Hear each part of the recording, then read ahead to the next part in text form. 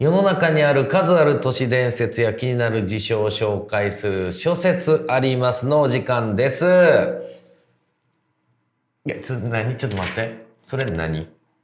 YouTube なんで、いるでしょ。いややろ。今私の中ではこの、チリーンっていう効果音が流れてるんです。ここで。それやった方がいいの？ここやった方がいいの？今後やります。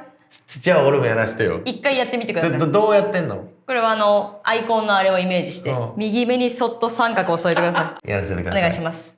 諸説ありますのお時間です。これいる？いります。いるんですね。流行るまでやります。わかりました。根気強くやりましょう。根気強く。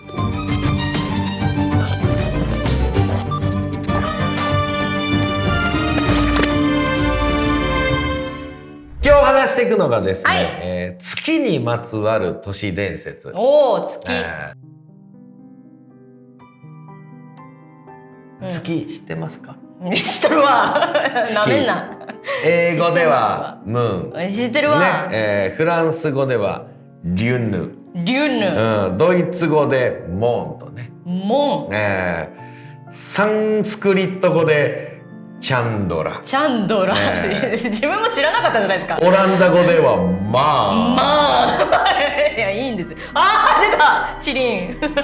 鈴鳴った。まあいろんな言い方それぞれの国でありますけれども、実はですね、地球の衛星って月だけではないって知ってます？いや、私マジで宇宙疎すぎて、月は衛星なんだぐらいの感じ。ごめんなさい。地球があって、この地球の周りをこうぐるぐる月は回ってるわけじゃないですか。この地球の周りをずっと回ってる別の星のこととかを衛星って言うんですけども、多分みんな地球の衛星といえば月しか浮かばないと思うんですけど、実はですね、過去に2つの衛星があって、その1つが、2006RH120 っていう名前の衛星、衛星があったんですけど、これが2006年の9月から2007年の6月までの9ヶ月間、なんと地球を衛星してくれてました。あ、へえ、そんな短期間だけ？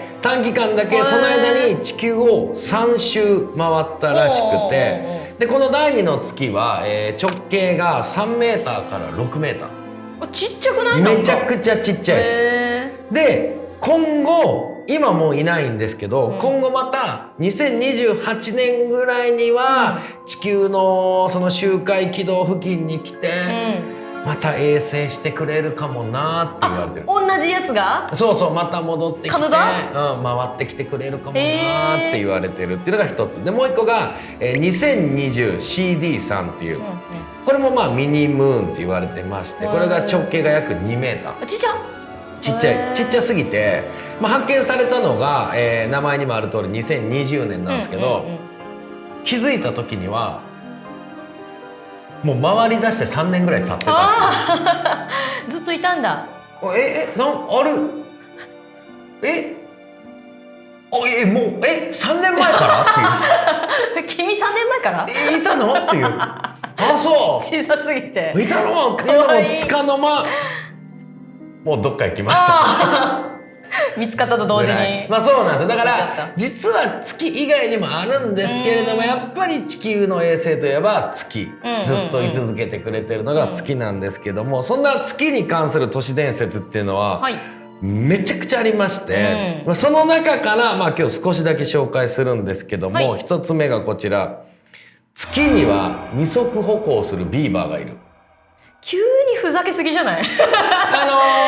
言いますよね。入ってこないよ。日本人も、月でうさぎさんがね、餅つきしてるとか言いますけども、柄がね、なんかそうやって見える。これね、なんと実際にニューヨークのザ・サンっていう、ニューヨークタイムズ聞いたことない？あるですね。ニューヨークタイムズとかニューヨークヘラルドとかに並ぶシリアス路線の新聞の一面にデカデカと掲載されたんです。いや、事実として？事実として。いや嘘だ。これ発見した人が聞いたことないよ。天文学者のジョン・ハーシェルです。ジョン・ハーシェルが見つけたんです。でいるってなって新聞にもデカデカと載ったっていう。載った違うじゃない。いや本当に載ったんよ。ちょっとね。しかもそれだけじゃなくそれだてけでは他にも角が一本のヤギとか笑っちゃってるじゃん。本当に笑っちゃってるもん。角が一本のヤギもやし冷めるわ。なんと嘘すぎて。コウモリ人間もいる。いややば。終わりです。これが、ただただ空想で言われてるんじゃなくて望遠鏡で見ていたって確認されたって新聞に載ってるんで。なんかそれっぽい形の岩みたいなことでしょ。コウモリ人間。コウモリ人間を知らないんだよ。完全にコウモリ人間ドラキュラとは違います。ただやっぱりその中志みたいなやつもいんのよ。1935年にこんなもん嘘だろうと、ホラ話だっつって、他の新聞社から批判を受けるんですよ。そんなんやめろと、取り下げろっつって。ただザ・サンはやっぱり信念を持って報道してますから一切取りやめしてません。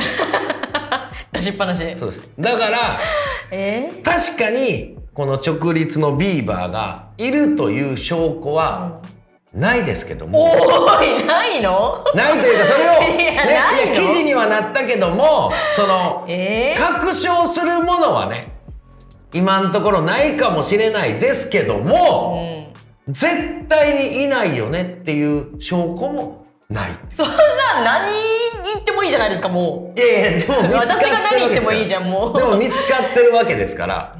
実際に新聞にも掲載されてるっていうところを本当忘れないでほしい。写真とかがやっぱ都市伝説の一つですから。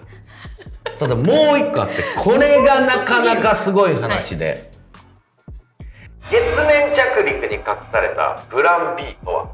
月に地球人が着陸したのは知ってますよね。アポロ11号です。そうアポロ11号が、1969年7月に、月面着陸を果たしたんですけども、で月面を歩いたのはアメリカの2人の宇宙飛行士、ニール・アームストロング船長とバズ・オルドリンっていうね、2人が、月着陸をしたんです。このバズ・オルドリンが、月着陸の操縦士なんですけど、これが今から54年前。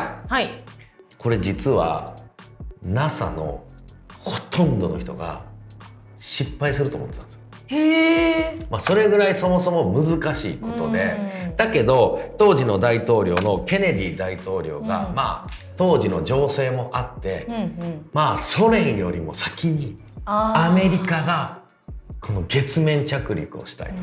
あとケネディ大統領の任期とかも迫ってきてたんでとにかくやらせろと。でも NASA 的にはいやまだ無理でしょっていう状況下にもかかわらずいややれっていう中で行われたのがこの月面着陸で。そうなんだ。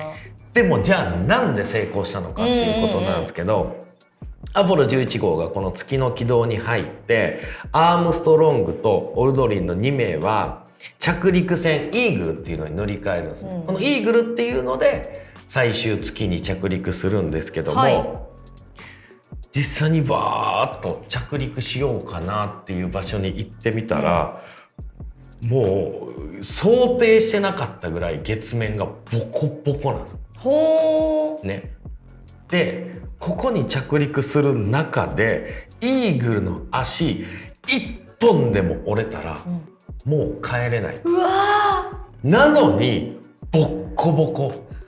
これ自動着陸では絶対無理だってなって、だけどもう燃料もギリギリなんですよ。他の着陸場所を探すわけにもいかない、ここで着陸しなきゃいけない、でもこことんでもなく難しいとこだのっていう中で、なんとアームストロングが自動着陸を解除して、燃料切れまであと1分っていうところで手動で成功させた。じゃあ怪我せずにその着陸はできた。着陸したんです。で月面着陸を果たしたっていう。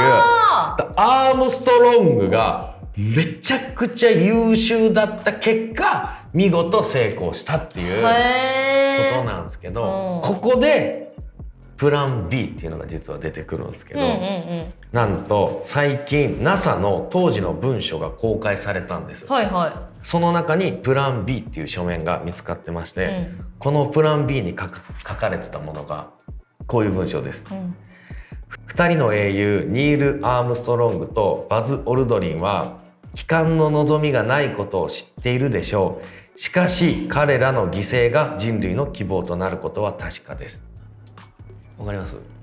もう帰ってこれない前提でスタートしてる。そうです。へーこれもう失敗したら大統領これ読んでくださいねっていうとこまで用意されてたっていう。うわもう絶対に失敗するってみんなが思ってたー。から、へー。たまたまアームストロングが本当に超優秀やったから成功したけども、もう大統領これ読んでくださいねの文章まで用意されてたっていうのが実はアポロ11号。へえ。だからもう遺書書いてるようなもんですよね。まあそうですね。そうですね。あでこれを大統領に読んでもらうために用意されてたっていうね。ーその2人は生きて無事に帰ってきてもちろんです。よね。生きて無事に帰ってきてますし、漫画宇宙兄弟の、実写映画にはこのバズ・オルドリンが本人役で登場もしてる。あーすごい。へえ、そうなんだ。